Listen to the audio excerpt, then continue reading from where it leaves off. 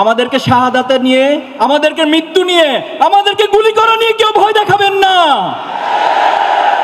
আমরা পৃথিবীতে পার গেছি শাহাদাতের তামান্না নিয়ে। এই পৃথিবীতে ইনসাফ কায়েম হয়েছে শাহাদাতের উপর দিয়ে, রক্তের উপর দিয়ে। আগামী দিনে বাংলাদেশেও শাহাদাতের উপর দিয়ে ইনসাফ কায়েম হবে।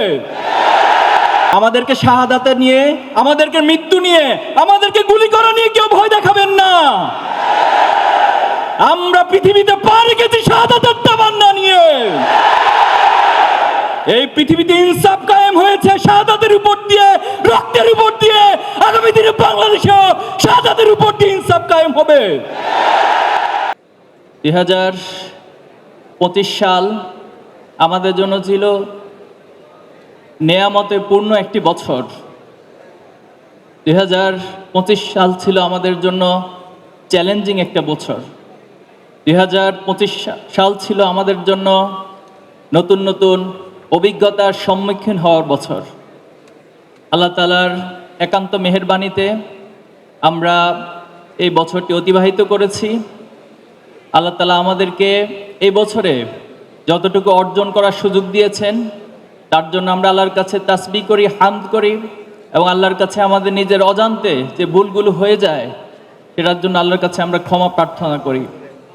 সংগ্রামী উপস্থিতি, ইসলামী ছাত্র শিবির 2025 সালের অর্জনের কথা যখন আসে তখন আমার মনে পড়ে শহীদ আব্দুল মালেক ভাইয়ের কথা।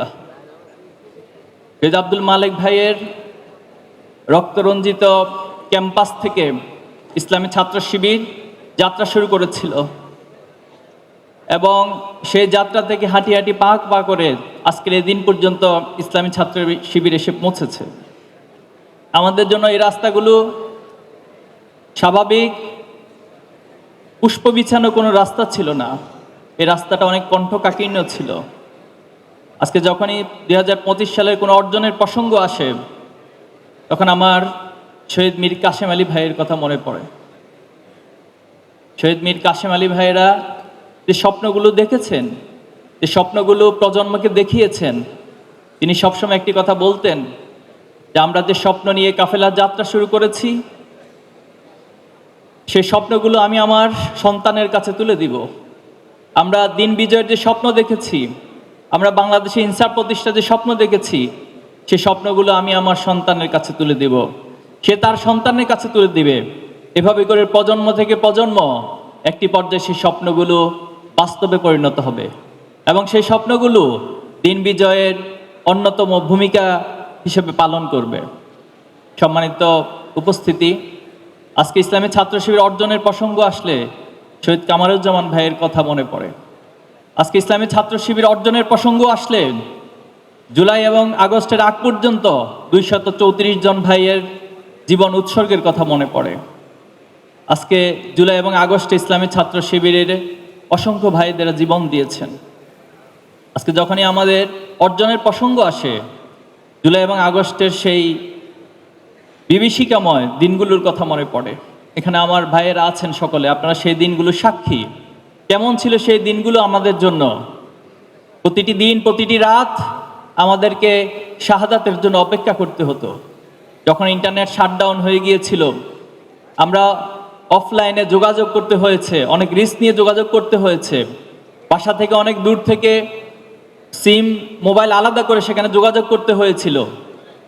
প্রতিদিনই আমাদের কাছে কোনো না কোনো শাহাদাতের সংবাদ আসতো। প্রতিদিনই বাংলাদেশের কোনো না কোনো প্রান্ত থেকে আমাদের ভাইয়েরা নির্মমভাবে আহত হওয়ার সংবাদ আসতো। কোথাও না কোথাও গ্রেপ্তার হয়ে নির্যাতনের রিমান্ডের খবরগুলো আসতো। এর মধ্য দিয়ে আমরা আজকের এই পর্যায়ে এসে দাঁড়িয়েছি। এই জুলাই এবং আগস্ট আমাদেরকে বাংলাদেশে নতুন করে একটি সম্ভাবনার ধার উন্মোচন করে দিয়েছে। জুলাই এবং আগস্ট এই ভূখণ্ডে আধিপত্যবাদী এবং ফ্যাসিবাদী শক্তির সকল সমীকরণগুলোকে ধ্বংস করে দিয়েছে। আজকে আমরা আমাদের সেই ত্যাগ, শহীদ এবং যাদের রক্তের বিনিময়ে, ত্যাগের বিনিময়ে আমরা এই অর্জনগুলো হয়েছে, আমরা তাদেরকে স্মরণ করছি, তাদের জন্য আল্লাহর কাছে দোয়া করছি আল্লাহ যেন তাদেরকে শাহাদাতের মর্যাদা দান করেন। আমাদের আহত পঙ্গুত্ব বরণকারী যে ভাইরা রয়েছেন আল্লাহ যেন আমাদের ভাইদেরকে সুস্থতা দান করেন। ইসলামী ছাত্র শিবিরের গুম হওয়া 7 জন ভাই রয়েছে। এই 7 জন ভাইয়ের কোনো সংবাদ আমরা পরিবারকে দিতে পারি না। পরিবারগুলো এখনো অপেক্ষায় থাকে। আমাদের আল মুকাদ্দাস ভাইয়ের ভাই, ছোট ভাই আমাকে মেসেজ করে প্রায় সময় যে ভাই আমার কাছে মনে হয় যে আমার ভাই ফিরে আসবে। আমি ওনাদের বাড়িতে গিয়েছিলাম, ওনার আম্মা একই প্রশ্ন করেছিল আমাদেরকে, আমাদের সন্তান কি ফিরে আসবে না? তখন আমরা নিশ্চুপ হয়ে মাটির দিকে তাকিয়ে থাকা ছাড়া আমাদের কিছুই করার থাকে না। সম্মানিত উপস্থিতি, আজকে জুলাই এবং আগস্টের যে স্বপ্ন, সে স্বপ্নগুলো বাংলাদেশের এই জমিনে ইনসাফ প্রতিষ্ঠার মধ্য দিয়ে বাস্তবায়িত হোক, আমরা সেটা প্রত্যাশা করি। আমরা প্রত্যাশা করি বাংলাদেশে একটি ইনসাফের সমাজ হবে, যেখানে কোনো ভেদাভেদ থাকবে না, মানুষের অধিকার নিয়ে মানুষকে কষ্ট করতে হবে না, অধিকার সকলের দোরগোড়ায় পৌঁছে যাবে। আমরা এমন একটি সমাজের স্বপ্ন দেখছি, এবং সেই সমাজের স্বপ্ন যারা দেখছি তাদেরকে নিজেদেরকে তৈরি করতে হবে। ইসলামী ছাত্র শিবির কেন প্রতিষ্ঠিত হয়েছিল? ইসলামী ছাত্র শিবির অনেক কারণ, অনেক বিষয়ে প্রতিষ্ঠিত হয়েছিল। এর মধ্যে অন্যতম কারণ ছিল কিছু বিশেষ ব্যক্তি, কিছু বিশেষ মানুষ তৈরি করা, কিছু সমাজে ক্রিম পার্সন তৈরি করা, যারা আবু বকরের উত্তরসূরি হবে, যারা ওমরের উত্তরসূরি হবে, যারা খালিদ বিন ওয়ালিদের উত্তরসূরি হবে, যারা সালাউদ্দিন আইয়ুবীর উত্তরসূরি হবে। এভাবে করে তারা পৃথিবীর নানা প্রান্তের যে সাহাবে আজমাইন ছিল এবং এই পৃথিবীতে ইনসাফ প্রতিষ্ঠার জন্য যারা ভূমিকা রেখেছিল, তাদের উত্তরসূরি হয়ে এই বাংলাদেশকেও তারা ইনসাফ প্রতিষ্ঠিত করবে। আমি আমার সদস্য ভাইদের প্রতি এই অনুরোধ রাখছি, আপনারা নিজেদেরকে এই বাংলাদেশ গড়ার জন্য এবং এই পৃথিবীতে সকল মাজলুমের পক্ষে দাঁড়ানোর জন্য, পৃথিবীকে একটি জুলুম মুক্ত পৃথিবী বানানোর জন্য, স্বপ্নের পৃথিবী বানানোর জন্য আপনারা নিজেদেরকে তৈরি করবেন, এবং আগামী দিনের চ্যালেঞ্জ মোকাবেলার জন্য আমরা আমাদের সর্বাত্মক প্রচেষ্টা অব্যাহত রাখবো ইনশাআল্লাহ। যারা আমাদের বিরোধিতা করেন, আমরা তাদের উদ্দেশ্যে বলবো, আমরা কখনো কাউকে শত্রু মনে করি না, বরং আমরা সকলের জন্য আমাদের হৃদয়ে ভালোবাসা অনুভব করি। আমরা জানি যারা আমাদের শত্রুতা করে তারা না বুঝে সেটা করে, তারা হয়তো দুনিয়ার কোনো স্বার্থের কারণে সেটা করে। আমরা তাদের প্রতি বিনীত অনুরোধ করব, আপনারা আপনাদের বিবেক দিয়ে ইসলামী ছাত্র শিবিরকে বিবেচনা করবেন, এবং আমরা তাদের জন্য দোয়া করব, আল্লাহ যেন তাদেরকে বুঝার তৌফিক দান করে। আমি আমার সদস্য ভাইয়েরা সহ সকল জনশক্তিদের উদ্দেশ্যে বলবো, কখনো কারোর প্রতি কেউ যদি আমাদের প্রতি বিদ্বেষ পোষণ করে, আমরা তাদের প্রতি বিদ্বেষ পোষণ করব না, বরং আমরা আমাদের উদার হৃদয় দিয়ে, আমাদের চারিত্রিক মাধুর্যতা দিয়ে আমরা তাদের হৃদয়গুলোকে জয় করে নেওয়ার যে মিশন, সেই মিশন আমরা অব্যাহত রাখবো ইনশাআল্লাহ। আমরা বিশ্বাস করি যে অমায়িক আচরণ দিয়ে পৃথিবীর সব কিছুকে জয় করা যায়, এবং আমরা কারো জন্য কখনো আমাদের দাওয়াতি কার্যক্রমকে ব্লক করে দিব না, বরং সবার জন্য আমাদের মেসেজগুলো, আমাদের কথাগুলো যেন দাওয়াতি উপকরণ হয়, দাওয়াতি মাধ্যম হয়, আমরা সেভাবে করে সবার সাথে কথা বলার চেষ্টা করব। নিঃসন্দেহে আপনারা জানেন যে খালিদ বিন ওয়ালিদ রাদিয়াল্লাহু তাআলা আনহু, তিনি উহুদ যুদ্ধে মুসলমানদের বিপর্যয়ের অন্যতম নায়ক ছিলেন। কিন্তু সেই খালিদ বিন ওয়ালিদ রাদিয়াল্লাহু তাআলা আনহু একটা পর্যায়ে ইসলাম গ্রহণ করেছিলেন। তিনি আল্লাহ রাসূলুল্লাহ সাল্লাল্লাহু আলাইহি ওয়াসাল্লামের পক্ষে, ইসলামের পক্ষে অনেক জিহাদের ময়দানে ভূমিকা রেখেছেন এবং বিজয়ী হয়েছিলেন। ওমর রাদিয়াল্লাহু তাআলা, তিনি আল্লাহ রাসূলুল্লাহ সাল্লাল্লাহু আলাইহি ওয়াসাল্লামকে হত্যা করার উদ্দেশ্যে বাড়ি থেকে বের হয়েছিলেন, কিন্তু আল্লাহ তাআলা ওমর রাদিয়াল্লাহু তাআলা আনহুর মনকে পরিবর্তন করে দিয়েছেন। যে ওয়াহশী আল্লাহ রাসূলুল্লাহ সাল্লাল্লাহু আলাইহি ওয়াসাল্লামের চাচা হামজা রাদিয়াল্লাহু তাআলা আনহুকে হত্যা করেছিল, শুধু হত্যাই নয়, হামজা রাদিয়াল্লাহু তাআলার কলিজাটুকু ছিঁড়ে এনে হিন্দাকে দিয়েছিল। সে ওয়াহশী একটা পর্যায়ে ইসলাম গ্রহণ করেছিল। আল্লাহ রাসূলুল্লাহ সাল্লাল্লাহু আলাইহি ওয়াসাল্লাম যখন তায়েফের ময়দানে গিয়েছিল, আল্লাহ রাসূলুল্লাহ সাল্লাল্লাহু আলাইহি ওয়াসাল্লাম অনেক কষ্ট করে, অনেক পথ পাড়ি দিয়ে তায়েফবাসীর কাছে দ্বীনের দাওয়াত, ইনসাফের দাওয়াত, ইসলামের দাওয়াত নিয়ে গিয়েছিল। কিন্তু তায়েফবাসী পৃথিবীর সেই রহমত স্বরূপ মানুষটিকে, তারা ছোট ছোট বাচ্চাদেরকে লেলিয়ে দিল। আল্লাহ রাসূলুল্লাহ সাল্লাল্লাহু আলাইহি ওয়াসাল্লামকে রক্তাক্ত করা হলো। তখন জিবরাইল আমিন তিনি আল্লাহ রাসূলুল্লাহ সাল্লাল্লাহু আলাইহি ওয়াসাল্লাম অনুমতি চাইলেন যে তায়েফবাসী আপনাকে এভাবে রক্তাক্ত করেছে, আপনি শুধু আমাদেরকে অনুমতি দেন, আমরা আল্লাহ তাআলার পক্ষ থেকে এই মুহূর্তে পাহাড় দিয়ে পুরো তায়েফবাসীকে দোষিয়ে দিব। কিন্তু আল্লাহ রাসূলুল্লাহ সাল্লাল্লাহু আলাইহি ওয়াসাল্লাম, তিনি রহমত স্বরূপ ছিলেন পুরো পৃথিবীবাসীর জন্য, তিনি বলেছিলেন যদি তাদেরকে ধসিয়ে দেওয়া হয়, যদি তাদেরকে ধ্বংসই করে দেওয়া হয়, তাহলে দ্বীনের দাওয়াত আমরা কার কাছে পৌঁছাবো? আমার বিশ্বাস একদিন তায়েফবাসী অবশ্যই বুঝতে পারবে এবং তারাও ইসলামের পথে শামিল হবে ইনশাআল্লাহ। আমরা সেই আদর্শকে লালন করে এই জমিনে যারা আমাদের বিরোধিতা করছে, আমরাও তাদের জন্য আমাদের হৃদয়কে উন্মুক্ত রাখবো, প্রসারিত রাখবো, তাদেরকে দিনের পথে আহ্বান করব। আমরা আমাদের চারিত্রিক মাধুর্যতা দিয়ে তাদেরকেও দিনের পথে ইনশাআল্লাহ নিয়ে আসব। আল্লাহ তাদেরকে কবুল করুন, আমিন। সম্মানিত ভাইয়েরা, আমরা সরকারের প্রতি উদাত্ত আহ্বান জানাবো যে জুলাই এবং আগস্টের বিপ্লবের মধ্য দিয়ে আপনাদেরকে সরকারে বসানো হয়েছে। আমরা এই কথাগুলো অনেকবার বলেছি। আপনারা স্বাভাবিক কোনো নির্বাচন, স্বাভাবিক কোনো প্রক্রিয়া ক্ষমতায় বসেন নাই। আপনারা আমাদের দেশের শত শত হাজার হাজার শিক্ষার্থীদের, আমাদের দেশের ছাত্রদের, যুবকদের, রিক্সাওয়ালা, শ্রমিক, এই রক্তগুলো, এই জীবনগুলোর উপরে আপনারা ক্ষমতায় বসেছেন। তাহলে আপনারা সেই ক্ষমতায় বসে যদি আবার সেই ফ্যাসিবাদ কায়েমের চিন্তা করেন, অথবা ফ্যাসিবাদী কায়েমি স্বার্থকে যে এস্টাবলিশমেন্ট রয়েছে তাদেরকে যদি সুযোগ দেন, তাহলে এটা শহীদদের সাথে প্রতারণা ছাড়া আর কিছু নয়। আমরা তাদের প্রতি উদাত্ত আহ্বান জানাবো, এই রক্তের সাথে বেইমানি করবেন না। এটা শুধু পরকালে শাস্তি পাবেন না, এ দুনিয়াতেও আপনাদেরকে শাস্তি পাইতে হবে। আজকে কতটা দুঃখের সাথে, কষ্টের সাথে আমাদেরকে দেখতে হচ্ছে, বলতে হচ্ছে, আমরা এই সময়ের মধ্যে অতিবাহিত করতে হচ্ছে। আমাদের জুলাই আন্দোলনের অন্যতম সহযোদ্ধা শহীদ শরীফ ওসমান বিন হাদিকে নির্মমভাবে হত্যা করা হয়েছে। এটা কিভাবে সম্ভব? এবং হত্যা করার পর আমরা জেনেছি ওনাকে গুলি করা হয়েছে 2টায়, অথচ বাংলাদেশের যে সীমান্তগুলো রয়েছে সেখানে নিউজ গিয়েছে সন্ধ্যা 7টার পর যে আপনারা পাড়ি বসান, চেকপোস্ট বসান। এ কেমন আচরণ করেছেন আপনি? তারা কিভাবে করে বাংলাদেশের বর্ডার পার হয়? তাহলে বাংলাদেশের বর্ডার পার হয়ে যে রাষ্ট্রে যাচ্ছে তাদেরকে কারা আশ্রয় দিচ্ছে? আজকে এই প্রশ্নগুলোর উত্তর অবশ্যই এই জাতিকে, এই প্রজন্মকে খুঁজে বের করতে হবে। আমরা কোনো ডিপ স্টেট এবং কোন কায়েমিবাদী স্বার্থের মধ্য দিয়ে বাংলাদেশে কেউ ক্ষমতায় যাবে, এটাই প্রজন্ম সহ্য করবে না। বাংলাদেশে যারাই ক্ষমতা যাবেন, এই প্রজন্মের পালসকে বুঝে, ছাত্র সমাজের পালসকে বুঝে, ছাত্র সমাজের সমর্থন নিয়ে তারপরে আপনাদেরকে ক্ষমতায় যেতে হবে।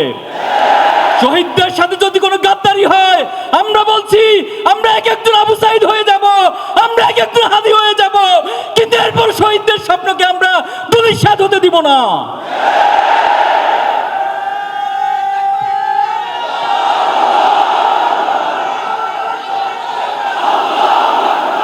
আমরা স্পষ্ট ভাষায় বলবো, অতি সত্বর শহীদ হাদি ভাইয়ের খুনিদেরকে গ্রেপ্তার করতে হবে। বাংলাদেশের সম্প্রতি তেজগাঁও কলেজে সাকিবুল হাসান রানা নামে একজন শিক্ষার্থীকে হত্যা করা হয়েছে, আপনারা জানেন, খুব বেশি আলোচনায় আসে নাই। কাদের হাতে হত্যা করা হয়েছে সেটাই জাতি জানে, কিন্তু দুর্ভাগ্য হচ্ছে মিডিয়াগুলো, প্রশাসন এই সাকিবুল হাসান রানার হত্যাকাণ্ডকে গোপন করেছে। এই রাষ্ট্রের জন্য আমরা জীবন দেই নাই, এই রাষ্ট্রের জন্য আমার শহীদ ভাইরা জীবন দেয় নাই। সাবধান হয়ে যান, আপনাদের উদ্দেশ্যে বলবো, সাবধান হয়ে যান, ভালো হয়ে যান। এই রাষ্ট্রের যে আকাঙ্ক্ষা, সে আকাঙ্ক্ষিত রাষ্ট্রকে বাস্তবায়ন করুন, তাহলে আমরা আপনাদেরকে সহযোগিতা করব। আর তার বিপরীত হলে অবশ্যই আমরা এই প্রজন্ম হাসিনাকে যেভাবে করে পতন করেছি তার চেয়ে ভয়াবহ লেভেলে আপনাদের পতন হবে বলে রাখলাম। সংগ্রামী উপস্থিতি, আমাদেরকে শাহাদাতে নিয়ে, আমাদেরকে মৃত্যু নিয়ে, আমাদেরকে গুলি করা নিয়ে কেউ ভয় দেখাবেন না। আমরা পৃথিবীতে পা রেখেছি শাহাদাতের তামান্না নিয়ে। এই পৃথিবীতে ইনসাফ কায়েম হয়েছে শাহাদাতের উপর দিয়ে, রক্তের উপর দিয়ে। আগামী দিনে বাংলাদেশে শাহাদাতের উপর দিয়ে ইনসাফ কায়েম হবে।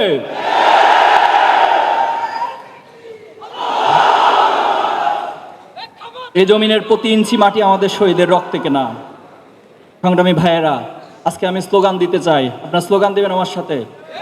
আমি জুলাইকে স্মরণ করে স্লোগান দিব, আমি ফ্যাসিবাদকে স্মরণ করে স্লোগানগুলো দিব, আমি আর হাদি ভাইকে স্মরণ করে স্লোগান দিব, বাংলাদেশে আগামী দিনে ইনসাফকে স্মরণ করে স্লোগান দিব।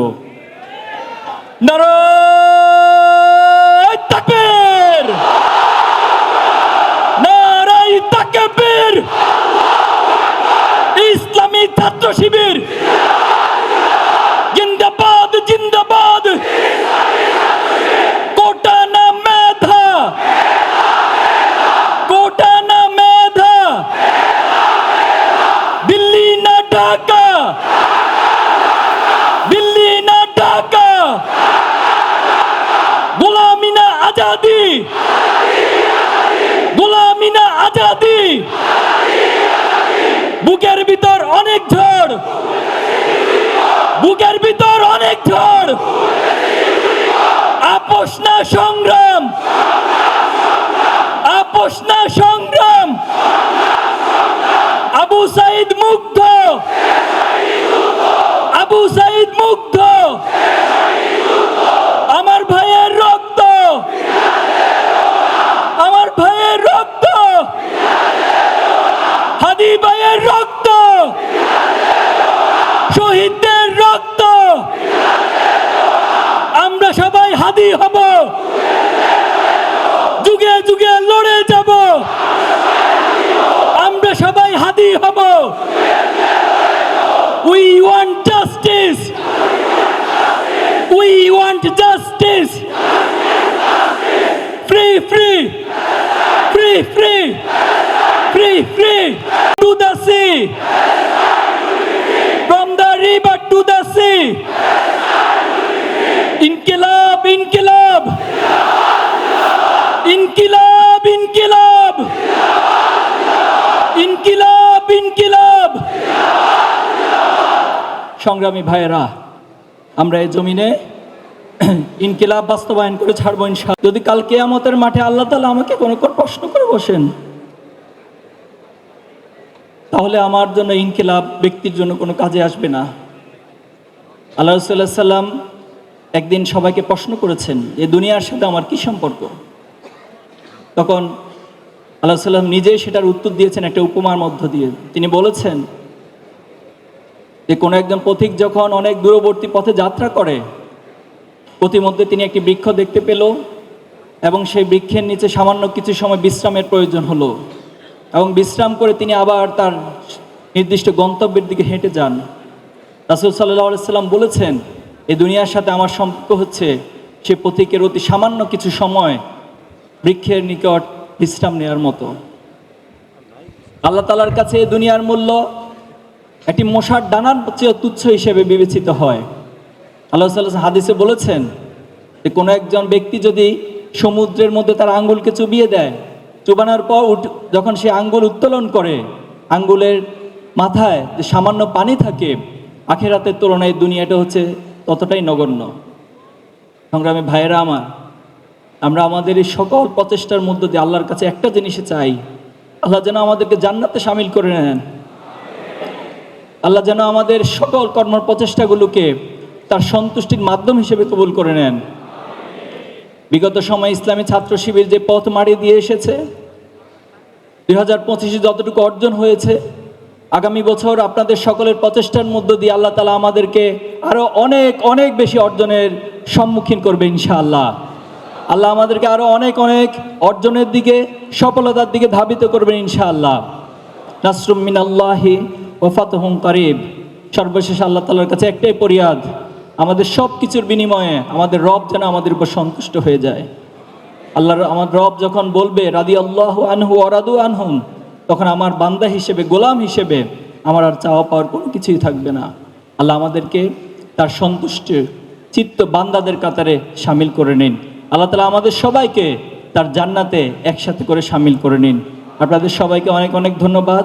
মোহতারাম প্রধান অতিথি থেকে শুরু করে যত ভাইয়েরা এখানে এসেছেন, কষ্ট করে আমাদেরকে সময় দিয়েছেন, সাংবাদিক বন্ধুরা এসেছেন, আইন শৃঙ্খলা বাহিনীর ভাইয়েরা রয়েছেন, আমাদের ভাইয়েরা এই প্রোগ্রাম বাস্তবায়নের জন্য গত মাসব্যাপী অনেক কষ্ট করেছেন, শ্রম দিয়েছেন। আমি সবার জন্য আল্লাহ তাআলার কাছে উত্তম জাযার কামনা করছি। আপনাদেরকে ধন্যবাদ জানিয়ে আমাদের প্রথম অধিবেশন এখানেই সমাপ্ত ঘোষণা করছি। আসসালামু আলাইকুম ওয়া রাহমাতুল্লাহি ওয়া বারাকাতুহু।